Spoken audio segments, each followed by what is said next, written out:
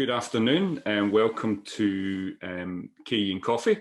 My name's Alasdair Cameron. I'm the Director of Strategic Engagement with PraxisAuril. Tamsin, would you like to say hello? Yeah, hi everyone, I'm Tamsin Mann, Director of Policy at PraxisAuril. Okay, just to let you know, the session is being recorded, so in true Big Brother style, please do not swear. We'll leave everybody's cameras off, and then once we get to discussion, we're happy to invite you on if you feel able to, so we can have a chat with you face to face.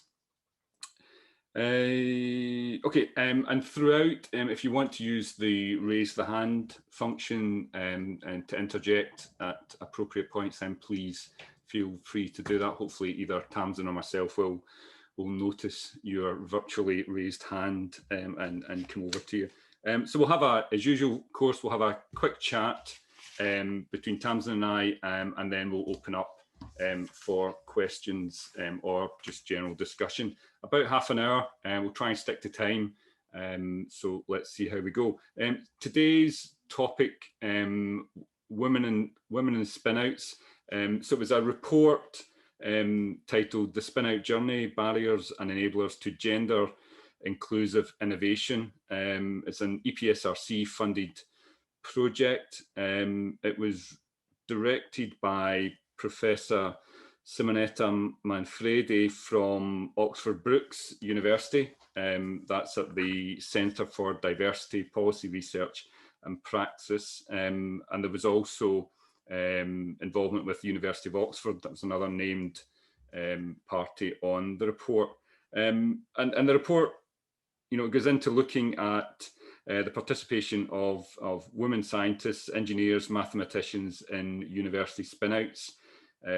One of the first startling stats in there, 13% of active UK spinouts are founded or co-founded by a woman or a mixed gender team. And that was from a different report in 2019, but kind of sets out the stall for where we're going to go in this one.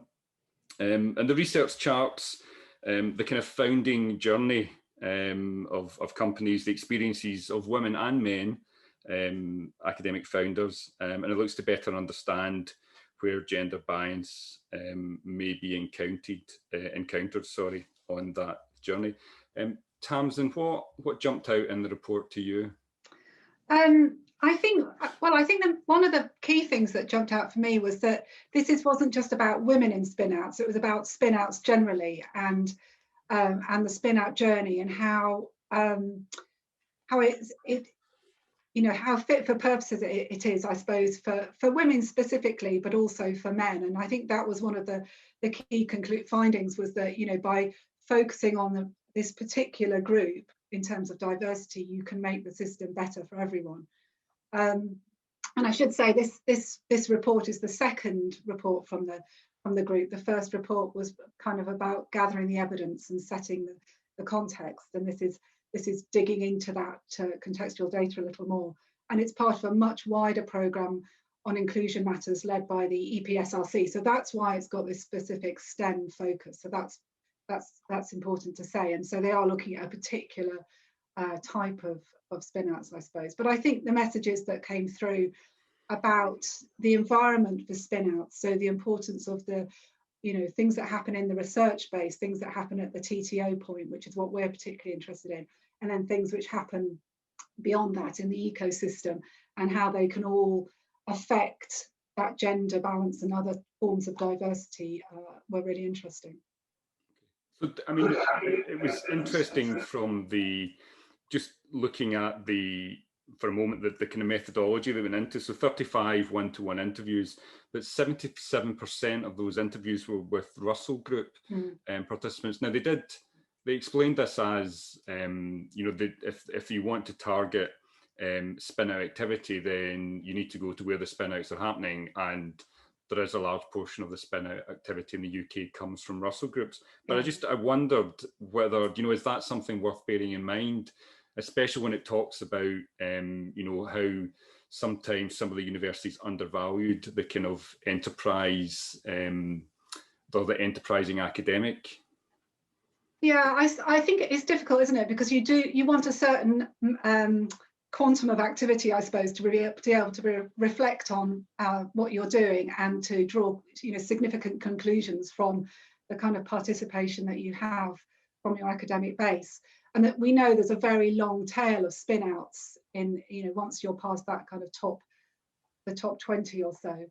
But it would be interesting to look into, maybe with mission groups, to look into those specific, that kind of long tail in more depth, and see whether they are seeing any differences in participation, maybe at the student level. I think if you look at the student enterprise rather than academic spin-outs, you might see quite a different picture, and that's certainly something to pick up on. But yeah, it'd be interesting to know how the Russell Group response to these findings would be interesting to hear as well, because clearly this is where, in terms of investment into spin-outs, from pulling through from venture capital investment, that's where the focus is, and so it's important that they are the leaders in terms of getting this stuff right. Okay, so from a TTO, I mean, it refers to TTOs, or let's talk about KE offices, just to be facetious about that. So if we talk about KE offices, what is the what's been highlighted as some of the potential issues, and what are they suggesting that KE offices might do differently?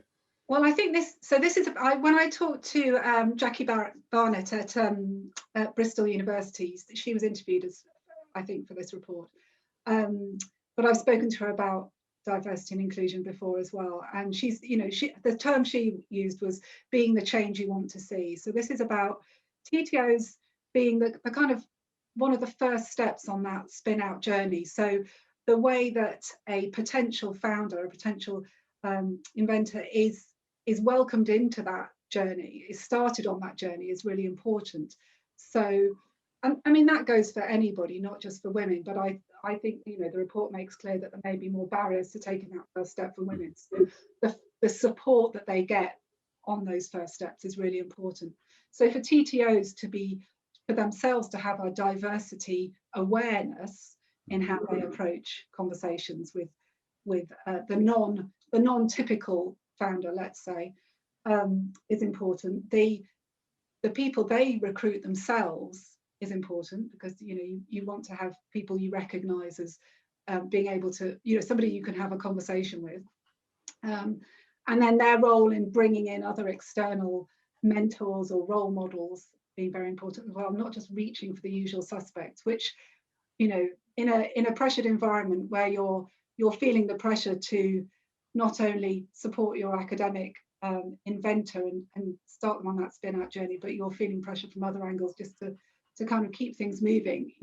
Having time to go and find other types of investors and mentors and board directors is challenging. It's a lot to be aware of at any one time, I should think. It's interesting to look at across the Atlantic. I think this is one area where we could work with Autumn very effectively, actually, because I think they're a bit further down the line in terms of TTOs specifically, and gender and inclusivity. They've got some strong statements on their website about this, and they have a SIG about equality and inclusivity, and a SIG about women inventors. So they're kind of coming at it from some different directions. I guess, so picking up on this, TTOs referring or potentially suggesting, I think the report uses the term the right type of people, which it then goes on to suggest that there's a potential for introducing unconscious bias in there, and by nature reducing the diversity. But if we look at the investment community in the UK, and the report does make some suggestions that it's highly male dominated, and the implication is that investment as a result has a gender bias to it, and in some way actually there's some data that suggests that women founders get less than men. How do we help influence that investment community to be more diverse? And I guess from one thing, it would help them identify that there is opportunities in this area that they may not be aware of if they are Yeah. traditional right type of people. Yeah. So how do we help them open their eyes up to these?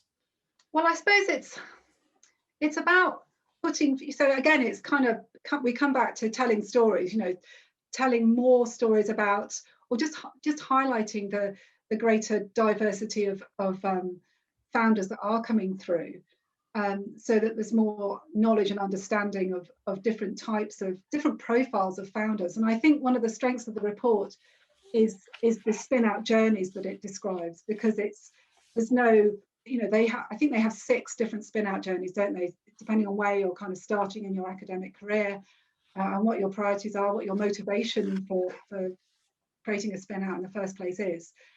So I think that it's all helping to add to that greater understanding of what a university spin-out is, and the kind of objectives of founders and their aims and ambitions, and that they're not all the same. We do, you know, it's not just this area. In lots of areas of knowledge exchange policy, we just put things in buckets and expect to treat them all in the same way. So yeah, and this you know, this report will sit alongside many other reports into gender and diversity in the sector. There was a Rose review of entrepreneurship that came out a couple of years ago. It was about women founders. You know, stuff. It wasn't just about university spin-outs, and there's other reports that look at student enterprise, you know, that look at it from different angles. So I think as ever, there's an awful lot going on. There's a lot of data being gathered. There's more and more analysis being done. It's difficult sometimes to have a real overview of the whole picture and make conclusions based on all these different ways of looking at a similar area, which I suppose is what we try to do sometimes. What I particularly like about this report, I'm slightly biased because I've been, you know, talking to the project team since they really got started. But it is nice that they have involved KE practitioners at TTOs right from the start, right from the get-go. It's not one of these reports that kind of just looks at the landscape, scrapes some data, you know, does the analysis and then tells us how we should behave. It's really genuinely involved practitioners all along the way, and I think that's a real strength. And I'm sure those people who've been involved will have gone back and reflected on their own practice as well. I mean, it does, you're right, the report does pick up and say TTOs are important. Well, that's where I stopped reading that sentence. That was enough for me. So, I mean, coming right back to the comments you made right at the start, there's a lot in this report that you would say it's not just applicable to women, but actually, you know, early career researchers, whatever gender, and other minority groups that may come up against you know, some conscious bias or unconscious bias. So I wondered, you know, how much of the knowledge exchange concord that? How much is this going to help? If that's setting, if you want, the playing field for where this, in fact, if that's not a very male kind of suggestive, you know, analogy. So it's setting the landscape of where a university operates. You know, when this jumped into my mind, I had a quick look back through the guiding principles for the Concordat, and so 4 talks about you know, working transparently and ethically, and also principle 5 around capacity building talks about fostering a diverse and inclusive environment. Is that enough? Is that going to help people when they start to develop their action plans and listing out their enablers to bring forward these diversity agenda items? I mean, ultimately, the action plans have to, you know, they have to follow down from the overall KE mission, which is linked to institutional strategy. You know, and as we've said when we talked about this before this interview, you know, equality and diversity is a standard part of training in universities, but this specific lens of knowledge exchange, it's not required to be picked up in the Concordat, but one would hope that it's recognition, it's part of that recognition that there's a need, you know, the Concordat should be encouraging greater knowledge of knowledge exchange through a much broader range of staff and disciplines, so it kind of cuts both ways. But we know from other conversations we've had that if you want to increase your kind of knowledge exchange pipeline, you need to reach more people, and you do that by being more inclusive and making more of the research base feel that they have the right or the ability or the incentive to go and talk to their TTO, research office, knowledge exchange office, whatever it is, about any mode of knowledge exchange, not just Spinouts. But Spinouts, as ever, are much more visible. As you can count them, partly. But yeah, so I would hope that some of the KE Concordat action plans are specifically picking up on diversity and inclusion, and really explaining how they're going to address that as part of widening participation in knowledge exchange. So yeah, it'd be interesting to see. Actually. Yeah. Okay. So will we open up and see if there's any comments on the floor? So there. Oh, Karim, I've problems finding. I have difficulty in that as the host. I don't see a raise hand function, so I'm not. No, it's either in reaction. It might be in your reactions or in. It's okay. Dan has very kindly pointed me to it, so I've been able to find it. It's actually under participants, and it's at the bottom. So thank you, Dan. Big shout out to him for being. Do you want to turn your? Do you want to turn your camera on? You can if you want. There you go. Hi, how are you? Hello. Good to see you. That was very interesting, actually. Thank you. I had a comment, and that was really to do with what you think are the role of gender equality plans in the context of tech transfer offices is, particularly given that they're usually kind of made at an institutional level, but quite often in the tech transfer space within universities, they don't tend to spend as much time, mainly I guess because of the fact that you can't necessarily control where patents and kind of inventions come from. Yeah, that's interesting, because there is quite in the full report. So I focused on reading the kind of shorter report and then cherry picked bits of the full report for this session. But in the full report, there is quite a big discussion about patenting, in fact, and picking up on the fact that women in the sample that was interviewed, women found more barriers in the patenting process with their TTO than men appeared to.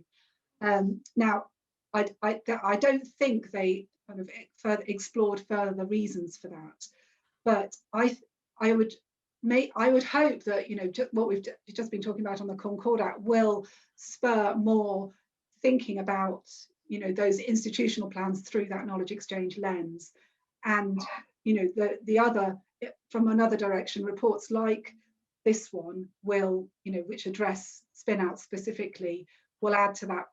Not I don't want to use the word pressure, will add to that encouragement to think more proactively about how you are being inclusive and providing equal opportunities. Okay, cool. Any other comments, Karim? No, that was everything. Thank you. Okay, fantastic. Anybody else out there with a comment they want to share with us? Oh, Dan and Alex have both got their hands up. Dan, it wouldn't be a key in coffee if Dan didn't come on, really, wouldn't it? Dan, you've lowered your hand very quickly. I can't make up my mind whether he did have his hand up and he's now changed his mind. Well, while we're just checking, I would say when I was looking at initiatives to support female entrepreneurs, I did find much more in the student space than in the kind of early career kind of researcher space. And I do wonder whether there's what difference it makes to motivations for being a founder when you're kind of pre-academic career stage, when you haven't got those kind of boundaries of an academic career in place. And that all of this relates to things in research culture around promotion criteria and recognition of knowledge exchange as a kind of valid and valued activity. So I think there's some interesting comparisons to do there. Okay, let's so Alex has popped up with his, there we go. Hi, Alex. What did you make of the report or the conversation? So having read the report, but not in great detail, I have to admit. So I'm cherry picked some of the points, and I think it's very good at highlighting some of the key issues or faced by female founders and the diversity, equality, and diversity problem that might be in the creation of Spinout. But I think your comment on maybe that's actually just a premise in actually understanding the wider system and what that might be, reflecting on the fact that that report is based on 35 interviews and concentrating also on STEM subjects and STEM Spinout, which obviously is not the entire population. So I think there's great things, but I think it should prompt us to look maybe into the greater details and wider ecosystem of the innovation for that. Definitely. So I know that, for example, UK Research Innovation is really pushing forward in grappling with that equality and diversity agenda, which I think is something really relevant to us, and reflecting on maybe where are the things that we can do to help with that. I don't know if you were aware of a recent report published by the British Business Bank on access to finance, notably in relation to equality and diversity. Yeah. And I think we need to put the two and two together in order to make a substantial difference to that. Because I remember a conversation that I had with either TTO or investors in saying the right kind of people and what does that mean? And actually bursting that some of those assumptions that yes, it is very difficult to create a spin-out, but we have experience of from the women founders would actually do it on a part-time basis and do it very, very successfully. Yeah. And there's no reason why provision shouldn't be made on a part-time basis to help academic founders being at any stage of their career, any gender, to actually do it as best suits their needs. And Hamish McAlpine at Research England did actually flag to me some funding that they've put into an initiative at London Business School to train venture capitalists, actually people who want to become venture capitalists, and that is very much focusing on having a more diverse VC community. So there are things being done in other areas as well. So you're right. I mean, it is about joining things up as ever. Great, thanks, Alex. We've got Dan on, and if Alex, if you drop off, then because Leah's had her hand patiently up, so I'm going to. While Dan's speaking, I'll invite Leah to come on as well. Oh, cool. Dan, how are you doing? So, well, just a quick one, Aaron. I think the thing that really struck me was it wasn't just the low percentage of kind of female founder teams. It was that mixed gender teams were so, as part of that, and even that was still very low. And it did feel that is an area perhaps where progress could be made quite quickly in terms of actually taking more care to develop mixed sort of gender founder teams, as opposed to, it's a different way of approaching the issue, which might have more success in longer periods, particularly in terms of involving early career researchers in the formation of some of those companies or prospective companies, because there is a long pipeline, isn't there, of development through that. So it's just an observation on that, but that really struck me that it doesn't feel like the working environment in knowledge exchange. That seemed at odds with my own experience in that space. Yeah, I mean, I do wonder how much of this is tied up with, I've said research culture, but the culture that a head of department or a head of school creates in that, in their division. Again, it comes down to these permissions for people to do other sorts of activity. I think that can have a very big impact on participation. Hi, Leah, you're on mute at the moment, so just if you can. There we go. Yeah, no problem. I'm from University of Oxford, so we've been supporting this research. I haven't personally been involved in it, but my colleagues who I work with have been. Just to note a couple of different things. We're about to launch a big project at Oxford about supporting women in entrepreneurship. And one of the things that we're also looking at, in addition to Spinouts, is the startups that we support, but also looking at board membership and C-suite in addition to that as well. The comments around pipeline are so key here because, if we don't have that pipeline, that excuse comes back that there isn't anyone suitable, and so then men must fill the gaps. So we're really looking at how we can fill those pipelines earlier and earlier, and working with partners across the university to do that.